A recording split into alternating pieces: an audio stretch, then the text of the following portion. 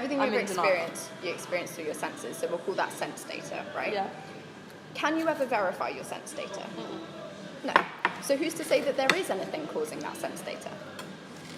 You have no proof for a reality outside of yourself. So then the only thing that we can be sure of is that there are thoughts. Now we can't be sure that these thoughts are ours because who's to say that there's a self? Who's to say that there's an external? So the only thing we can confirm is that there are thoughts. Yeah, no, I hate it. But you said nothing is real. And you just said you can confirm thoughts. No, I can confirm thoughts. We can't collectively as a group confirm thoughts, and I can't be sure that they're mine. How?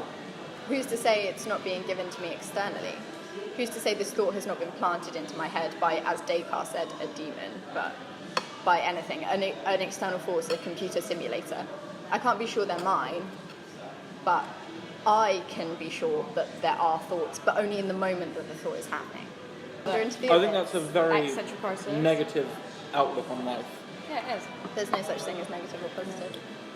Like, if nothing actually matters and nothing is real, what is the point of pretending that it is? So yeah, but like you have to go beyond that. You have to go beyond like the human conception of matter and not matter, because that's what we're doing. We're going beyond the human conceptions of morality and matter and language. So for a nihilist, going to college is just as meaningless as not going to college. So why not just carry on going to college?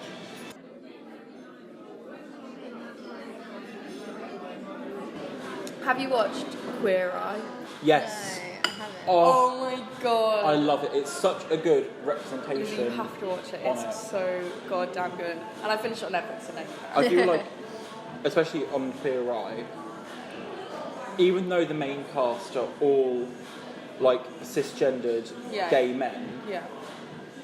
there is the inclusion of race, which is lovely. Yeah. But I feel as if they could involve a lot more of the LGBT community. I sometimes feel that like it's important to remember the influences of patriarchy and like male privilege when looking at things for an LGBT like lens, because I feel like sometimes cis gay men get the most representation Yeah, they do. over any other group. Without fail. Yeah. Like, I was talking to my friends recently, and none of them knew that the reason why like the Stonewall riots happened was because a transgender black woman threw the first brick. Yeah. When in the most recent movie about Stonewall, it was a white cisgendered male who threw the first brick. Yeah. And I think that just puts that sort of like patriarchy into sense. I think it's Stonewall is not like, if there's like media about it, it's not mainstream, but it's not a mainstream issue. Yeah. Like, so I feel like companies try to Whitewash it. And Straight cisgender wash wash it Yeah. to make it more like digestible Yeah, definitely. for like the mainstream audience. They totally make it more palatable for like Palatable. the big news Digestible is companies not. to allow like people in their homes to see it and be like, Yeah. oh, I know stuff about this subject too. Yeah. There's that white man who likes women. He started it all. He revolutionised it all for you lot when like people were fighting for the right to hold hands. Yeah. Sexuality wasn't decriminalised in the United Kingdom until the 1960s, and even then the age of consent wasn't the same. As it was with, 21, and so then it was weird. brought down to 18 in the 90s, and it wasn't the same until 2001. Yeah, that's mad. Yeah. That's like it wasn't illegal to rape your wife until 1991. That's insane. Insane. That was 8 years before I was born. People are making sort of like a mockery of these major issues.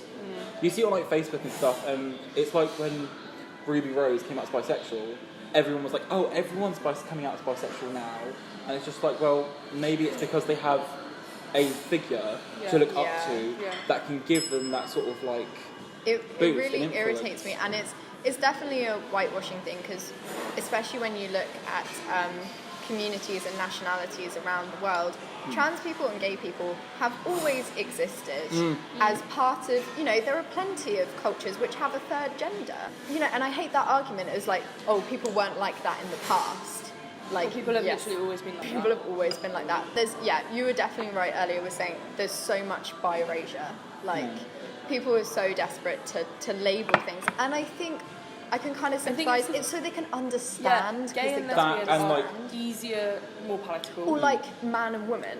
Yeah. Like they Of just gender. can't understand. Like it's a Some people just- spectrum. It's a constant thing. You're always learning and you're always unlearning Yeah. the harmful things you've been taught. I know I catch myself thinking, sexist things, about myself or about other girls, Yeah. and I Yeah. have to check myself and say, that's not an okay attitude. But ever since we were very little, it's been ingrained in us. Cultures change, people change, societies change, and with that, you have to change. Yeah, it's Yeah. continual work. You can't just be like, I'm a feminist, done, I've got a Yeah. label, like I'm a perfect feminist now. Like, it's continual What is a work. perfect feminist? Continual work to change your attitudes, continual work to help other people. I consider myself a feminist. Yeah, I know that I have privilege. Yeah. Because I'm white, because I'm a man. These things do contribute. But, I'm obviously going to fight for the right of my friends who are women, people I work with, my family, people that I love and care about. Why wouldn't I want them to be equal? And just on a human level, Exactly. you relate to them, you want the best for them as you would hope they would want the best for you. Yeah. Toxic masculinity is Horrible. literally deteriorating our society. Yeah. I mean, it's why young men have the highest suicide rates. And I think it's such a big issue because it has an impact on everybody. Like, he feels bad for being sad. I feel bad because he feels that he needs to feel bad for being sad. So it impacts everybody on both sides of the relationship. And that's what I always want to get across, especially to like straight cis men, that the removal of patriarchal values from society It's beneficial is for in your everybody. interest. I know. It's not just in my interest, it's not just in women's interest. It's in your interest to remove these barriers that are holding you back in your life. Why shouldn't you be able to express yourself through any clothes or makeup? Why shouldn't you be able to cry and talk about your feelings? And it's clearly not like a choice because it's having a detrimental effect on young men. Yeah. It's But- like I saw this campaign that River Island were doing. Oh, And it's the it's- no labels campaign. yeah, the no labels. Yeah, but then they still had gendered clothing. Exactly. I saw that. hate- I was so excited. I saw the ads for it, and I was like, "Wow, that's so good." I ordered a jumper online where it was like no labels, and I was so excited. I posted it on social media. Went into the store And they've still got direct gendered- yeah, separation. yeah. And I don't understand where it's like if you're trying to represent something in a positive way, why wouldn't you implement that into your business? No, I literally felt like they were doing that just so we could be like, "Look at us, we've got a no labels campaign." Or it's like I saw that. I saw an ad for it, and I was like, "Wow, that's so cool." They had made an ad for it, and Yeah. it was like kind of androgynous people. yeah. And then just regular people as well. And then I went online and it was still split men and women. And I was like, and then I clicked. It was like click on the no label. So I clicked on it and it was still men and women. Yeah. I was like, and it's And there's one. so dumb. One good thing, surprisingly. So we've got a friend that works at John Lewis, and they don't gender their kids' clothes. Good. No child, kid, or person deserves to have that pressure on them. Oh, being that age and being taught you are different from Yeah, you your shouldn't wear classmates. this because Or- that's not for you. You yeah, shouldn't play with you that. can't because wear pink. Yeah. That's not for you. It's so Like I it's grew up. horrible. That's where we need to start as a society. Yeah. Like